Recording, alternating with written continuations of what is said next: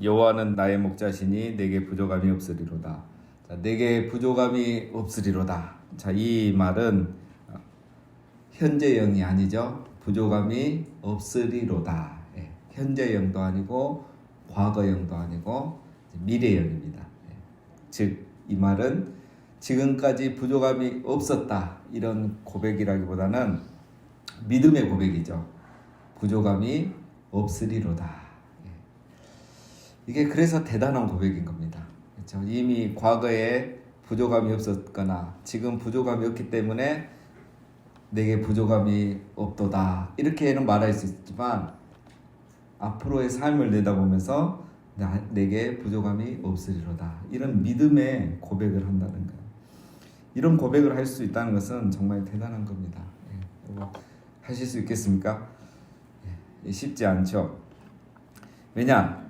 우리는 늘 부족한 게 많기 때문에 그렇습니다. 부족한 거 있으시죠?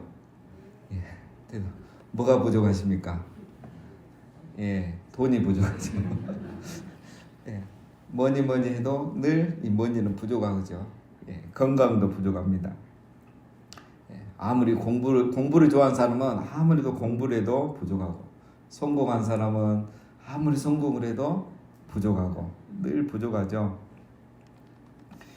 왜 이렇게 부족할까? 전도서 1장 8절에 보면 눈은 보아도 족함이 없고 귀는 들어도 가득 차지 아니한도다.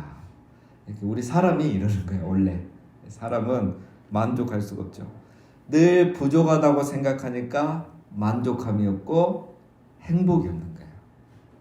없어서 부족하거나 행복하지 않은 게 아니라 부족하다고 생각하니까 만족하지 못하고 만족하지 못하니까 또 부족하고 그래서 늘 불행한 거죠. 이것이 전도서 말씀에 가면 우리 인간의 모습입니다. 여러분, 인간은 왜 항상 부족함을 느끼는 것일까요? 결핍이 있어서 부족함을 느끼는 것이 아니라고 합니다. 그렇죠? 우리가 금요일날 창세기 살펴보고 있는데 아담과 하와가 에덴 동산에서 부족한 게 있었습니까?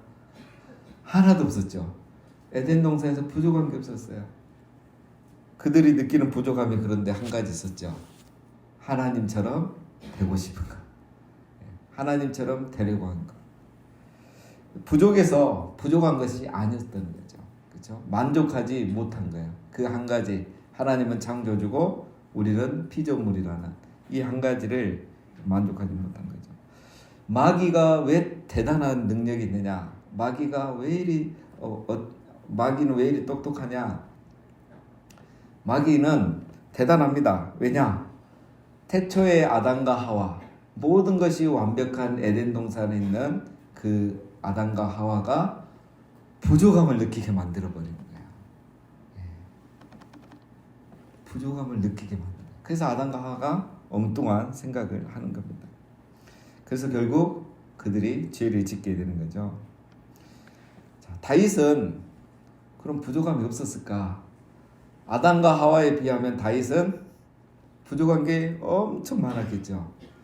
다윗은 그런데 왜 부족함이 없으리로다 라고 이렇게 고백할 수 있었을까요? 앞에가 중요하죠. 여호와는 나의 목자시니. 이게 중요합니다. 여호와는 나의 목자시니. 하나님을 나의 목자로 모시고 있기 때문에 부족함이 없는 겁니다. 여호와를 나의 목자로 모시면 이런 믿음의 고백을 할 수 있는 겁니다. 그러니까 이 부족함의 문제는 조건을 충족시킴으로 해결되는 게 아니라 관계를 회복함으로 해결이 되는 거예요. 왜 사람들이 이 부족함의 문제를 해결하지 못하고 끝없이 만족하지 못하느냐? 조건을 채우면 된다고 생각해요. 그러나 절대 그렇지 않죠. 집을 좀 넓은 집으로 이사 가면 그 다음에는 더 넓은 집으로 이사 가고 싶고, 차를 새로 사도 좀 있으면 또 더 좋은 차를 사고 싶고, 사람은 그렇게 됐어요. 그래서 조건을 충족해서 이 부족함이 해결되는 게 아니라 관계를 회복하면 하나님이 그냥 하나님이 아니라 나의 목자가 되시면 부족함이 없어지는 겁니다. 하나님이 나의 목자가 되시면 부족함을 느끼지 않는 거죠. 내가 하나님처럼 되려고 하려니까 부족함이 보이는 거야. 아담처럼. 자, 그리고 중요한 거는 부족함이 없다는 말은 모든 것을 다 가졌다는 말이 아닙니다. 모든 걸 다 가졌단 말이 부족함이 없단 말이 아니에요. 다윗이 부족한 게 왜 없었겠습니까? 많죠. 아버지의 사랑도 부족하고 형들의 사랑도 부족하고 돈도 부족하고, 그렇죠? 다윗이 나중에 자기 사위로 삼겠다니까 처음에는 다윗이 거절하잖아요. 이 미천한 종인데, 그리고 그 왕의 사위로 들어가려면 또 얼마나 그 결혼 지참금 필요하겠어요. 안 하겠다 그랬어요. 다윗은 다 부족했어요. 예. 그 인생 자체가 부족한 인생이었어요. 그런데 왜 다윗은 이렇게 고백할 수 있었는가? 부족함이 없어서가 아니라 만족할 수 있었기 때문인 겁니다. 여호와를 나의 목자로 모셨기 때문에 그는 만족할 수 있었고 이런 고백을 할 수 있었습니다. 자, 어떻게 우리가 만족할 수 있습니까? 바로 하나님의 나의 목자로 삼으면 만족한 삶, 부족함이 없는 삶을 살아가게 될 줄로 믿습니다. 결론은 관계의 문제입니다. 하나님과의 관계, 그리고 가족관계, 부부관계도 다 같은 거겠죠. 그래서 결국은 내 신앙이에요. 내 신앙이 약해지고 믿음이 없어지면 관계가 안 좋아지고 부족함을 느끼게 되고 불평과 원망을 하게 되는 겁니다. 그러나 우리가 신앙이 좋을 때는 하나님과의 관계가 좋으니까 만족하고 감사가 넘치는 거죠. 자, 왜 이 세상 사람들이 힘들게 살아가는가? 왜 같은 신앙생활을 해도 힘들게 살아가는가? 부족함을 이 세상의 방식대로 채우려고 하기 때문에 그랬어요. 그래서 늘 사람들이 수고하고 무거운 짐을 지고 살아가는 겁니다. 자, 우리는 부족함이 결핍의 문제가 아니라 관계의 문제라는 것을 오늘 23장 1절 가지고 알 수가 있습니다. 그래서 항상 하나님을 나의 목자로 모시고 부족함이 없으리로다. 내게 부족함이 없으리로다. 이 다윗의 고백이 오늘 우리의 고백이 되시기를 주님의 이름으로 축원합니다. 자, 2절, 그가 나를 푸른 풀밭에 누이시며 쉴만한 물가로 인도하시는도다. 자, 목자 되신 하나님은 우리를 어디로 인도하는가? 푸른 풀밭과 쉴만한 물가. 자, 이 두 가지 공통점은 가면은 양이 여기에 가면 뭐 하겠습니까? 실컷 먹고 배부르고 쉴 수 있는 것이에요. 하나님은 우리를 풍족하게 해주시고 또 쉼을 주신다 이겁니다. 배부름과 쉼의 장소죠. 양들이 풀밭에서 풀을 뜯고 물가에서 물을 마시면서 쉼을 누리는, 그렇죠? 우리는 양을 안 키우니까 이제 감이 100% 오질 않지만, 자, 하나님이 나의 목자가 되시면 배부름과 쉼이 있는 삶을 살 수 있다. 그런데 왜 인생이 피곤하느냐? 내가 목자가 되려고 하니까 피곤한 거야. 하나님이 내 목자가 되시면 나를 이렇게 배부름과 쉼으로 인도해 가십니다. 그렇죠? 내 자녀의 목자, 부모가 내 자녀의 목자가 되려고 하니까 그것도 피곤한 거예요. 우리의 목자는 여호와 하나님 한 분이신 겁니다.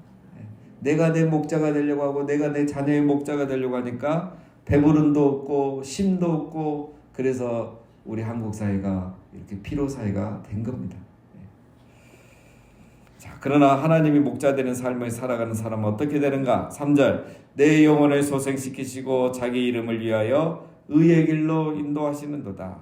하나님은 우리의 영혼을 소생시키시고 의의 길로 인도하신다는 거예요.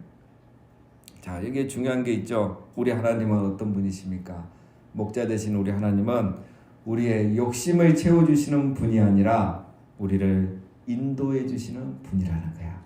푸른 풀밭과 쉴만한 물가로 인도하셔서 우리의 영혼을 소생시켜서 하나님과의 관계를 회복하고 우리에게 참된 기쁨과 만족을 주시는 그런 하나님이시지, 우리의 욕심과 탐욕을 채워주는 분이 아니라는 겁니다.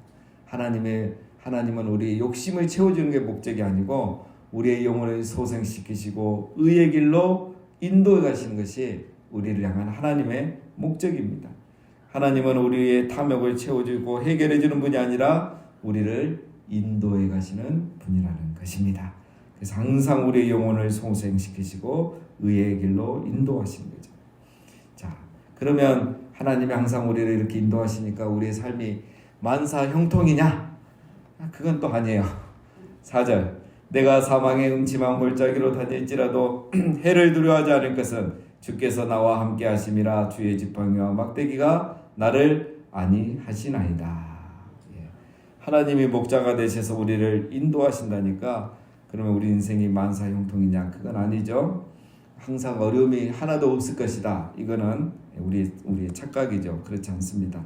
오늘 4절 말씀에 보면 뭐가 있습니까? 아무리 하나님이 목자가 되고 우리를 인도해도 우리가 사망의 음침한 골짜기를 다녀야 될 때가 있는 겁니다. 어려울 때가 있는 거예요.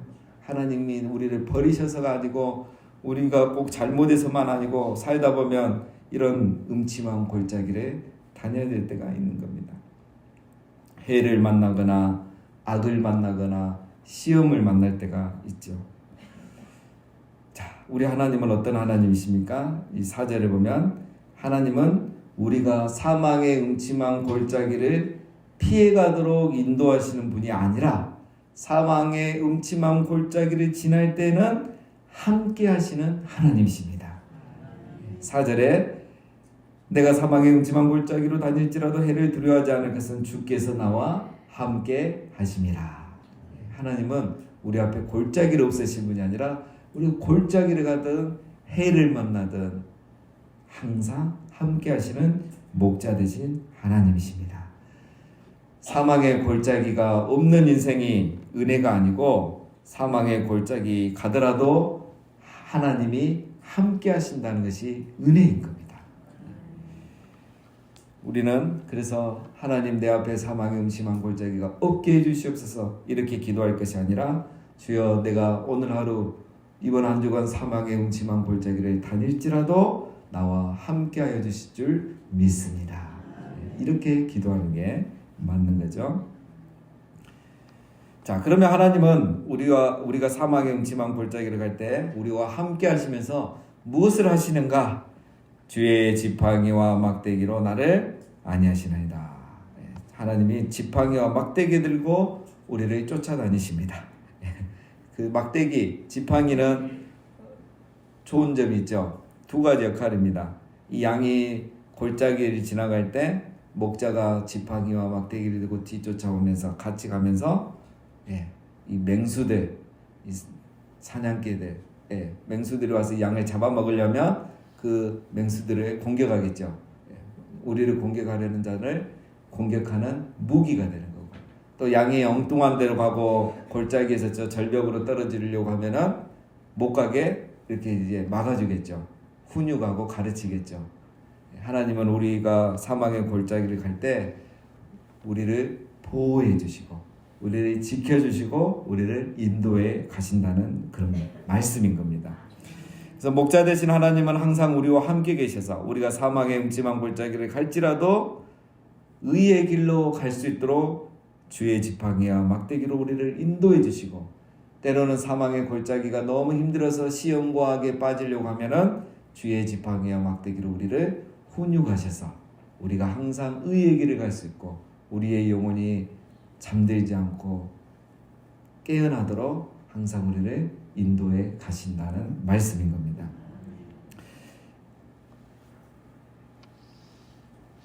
자, 그래서 우리는 어떻게 해야 됩니까? 해를 두려워하지 않을 것은, 그죠? 왜? 주께서 나와 함께 하시기 때문에. 그 다음에 주의 지팡이와 막대기로 나를 보호해 주시기 때문에 우리가 사망의 음침한 골짜기를 다닐지라도 두려워할 필요가 없다는 겁니다. 5절, 주께서 내 원수의 목전에서 내게 상을 차려주시고 기름으로 내 머리에 부으셨으니 내 잔이 넘치나이다. 자, 이 5절 말씀은 이제 그 당시에 그 문화에서 나오는 표현들입니다. 그 당시 이제 잔치를 하거나 이러면 주인이 손님들이 오면 이제 발 씻을 물도 주죠. 또 이 머리에 기름, 올리브 기름하고 향수를 같이 해서 이제 좀 발라줘요. 우리로 하면은 뭐라 해야 되겠습니까? 그 페브리즈입니까? 이런 거 뿌려주듯이 향을 이렇게 불러주는, 왜냐하면 이제 이렇게 좋은 향이 날 수 있도록. 그리고 이제 포도주도 풍성하다는 의미로 잔을 가득 채우는 거예요. 그냥 반만 채워주고 그만 먹으라는 게 아니라 가득 채워주는 거예요. 마음껏 마시고 즐기라고. 그 당시의 문화입니다. 그래서 이 5절 말씀은 주인이 손님을 대접할 때 최고의 대접을 하는 것을 이렇게 표현을 해놓은 거예요. 네. 자, 하나님께서 결국 우리를 어떻게 하시냐? 이렇게 최고의 대접을 해주시는데 더 놀라운 것은 5절 앞부분에 보면 주께서 내 원수의 목전에서, 우리 원수의 목전에서 하나님은 우리를 최고의 대접을 해 주신다는 거예요. 그래서 우리는 원수가 사라지는 것이 하나님의 인도하심이다.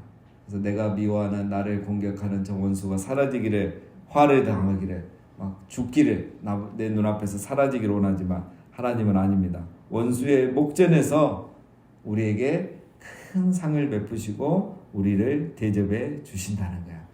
이게 생각해 보니까 더 큰 은혜예요. 그렇죠? 원수가 사라지고 내가 막 잘 되면 그게 뭐가 정말 기쁨이겠습니까? 근데 원수가 보는 앞에서 하나님이 나를 회복해 주신다는 거야.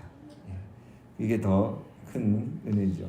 자, 6절 마지막. 내 평생의 선하심과 인자하심이 반드시 나를 따르리니 내가 여호와의 집에 영원히 살리로다. 자, 여기서 이제 중요한 단어는 따르린이에요. 따르린이란 이 히브리어 단어는 추격하다 이런 뜻입니다. 번역을 우리가 잘 해놨는데 추격하다. 추격하다 하면 딱 생각나는 게 뭐가 뭐를 추격하겠습니까? 사냥개가 먹잇감을 추격하는 거죠. 이 사냥개가 먹잇감을 추격할 때는 언제까지 추격합니까?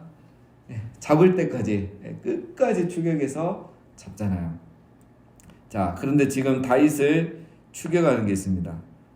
적이 아니고 사냥개가 아니고 뭐죠? 여호와의 선하심과 인자하심이 다윗을 평생 쫓아간다는 거예요.